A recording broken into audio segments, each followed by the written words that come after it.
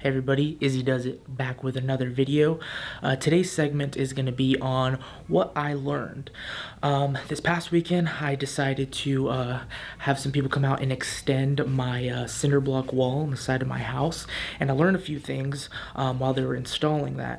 I did take some pictures, a few video of before and after of what they're doing, and yeah, I just wanted to go over a few things of what I learned about extending a cinder block wall on your house. Now, I'm not licensed by any means. I don't do anything too crazy as far as it comes to home improvements. I know my boundaries. I know my lane. I stay in my lane. So yeah, so what I learned from extending the cinder block wall. First things first, make sure you get a licensed contractor. I was actually going through Craigslist and looking for a few people that knew what they were doing, but they may have not been licensed. So that's the first things first. Get yourself a licensed contractor. The best part about that is that the contractor will give you their license number, and you can actually look that up based on the state that you're in. All you have to basically go to is what I typed in Google was contractor search, and I typed in the state that I live in. I live in the state of Nevada. Once I got there, I was able to plug in the number they gave me. I was able to see when they were licensed. I was able to see how long they've been licensed, if they're in good standing as well, which was positive. So that was a great first step for me. Second is what I did is I took a little bit more of a hands-on approach. I decided to go to Lowe's myself and order the cinder block. I did some measuring myself. I knew exactly what I needed. I also went ahead and did some research on what kind of rebar you need to extend the wall actually. So the one thing I noticed is that there was two different types of sizes. Apparently when you're doing patios versus a cinder block wall, which needs a little bit more structure, you want to actually go with a 1/2 inch rebar. If you want to know the products that I used and purchased from Lowe's, I'm actually going to put those in the description below so you can see which ones I got, and it was fairly priced. Overall, the cinder blocks that I got, I spent about $330, and overall for the rebar I got about 100 feet, which left me with about 8 feet overall. I think that was what was left over, and those were fairly cheap as well. The best part about Lowe's is they actually deliver for a flat fee, which is nice overall, so you don't have to have a pickup truck if you don't have one. If you really want to just have them deliver it, they can do that for you. Just make sure you tell them exactly where you want it.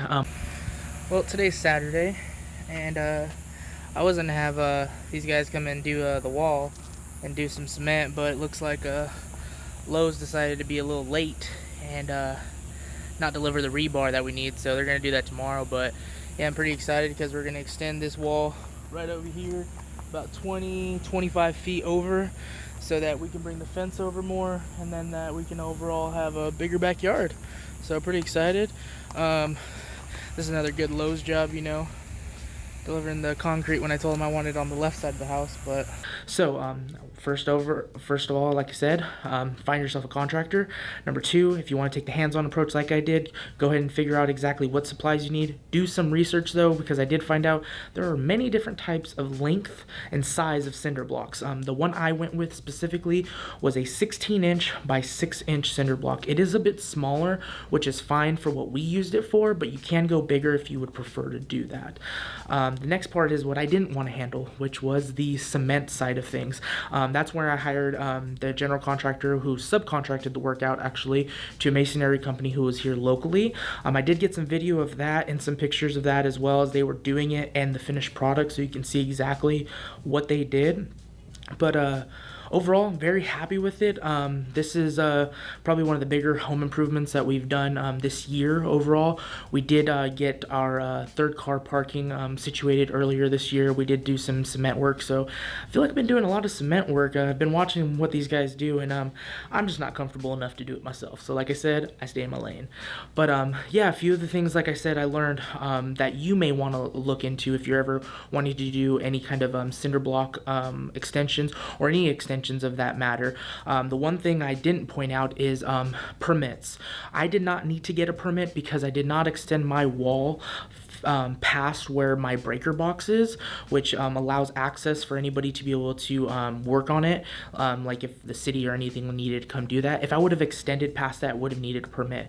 The other reason I didn't need a permit is because I was not making the wall taller. I was just extending the wall a certain amount of feet. If you were to extend your wall higher, depending on where you live, I know HOAs are a big part of that. I don't have one, but I do know there's certain city regulations too that you can't put your wall above a certain amount of feet. If you do have to get a permit for that. So for my project specifically, we did not need to do that, even though they did put the footing in. The footing is created so that the foundation is in place so that your wall doesn't fall over or anything like that. Yeah, I finally got the wall up. Very excited about that. We've been really wanting this for probably the last 6 months now, and we were finally able to have somebody come out after 3 tries it took. First guy that came out was too busy, second guy didn't feel confident, and the third guy, I don't know what happened with that one, I can't remember, but anyways, yeah, we're excited. So yeah, if you want to check it out, here, check it out. Just a nice little extension overall. There we go, better one. We are going to redo that fence right there, you see. It's all crappy right now, but it's from one of the recent storms we had a couple months ago. But yeah, so that fence is actually going to come all the way up to like right here where the fence is, where the cinder block is right here. And yeah, we're going to put that in, and it's going to look pretty cool. Sorry, it's adjusting to this a little bit. But yeah, overall, that's what I pretty much learned. Make sure the person is actually a licensed contractor. Number 2, I learned how to do a few things on my own just by Googling and by getting the products myself. It did save me quite a bit of money overall. And then third is finding out if you do need a permit. You can actually look that up locally on your city's website or the state that you're in. That's what I did, and I found out I did not actually need a permit. That's pretty much overall what I learned about extending a cinder block wall on my house. If you have any other questions or comments, I'd love to answer them for you of what I can. Like I said, once again, I am not a professional. Stay in my lane for the 3rd time. But yeah, I'm going to go ahead and add some pictures and videos at the end of the video, or probably mixed in between, just so you can see exactly the process overall. So once again, like, subscribe, comment below. I'll see you in the next video. Once again, this is the segment of what I learned, specifically extending a cinder block wall.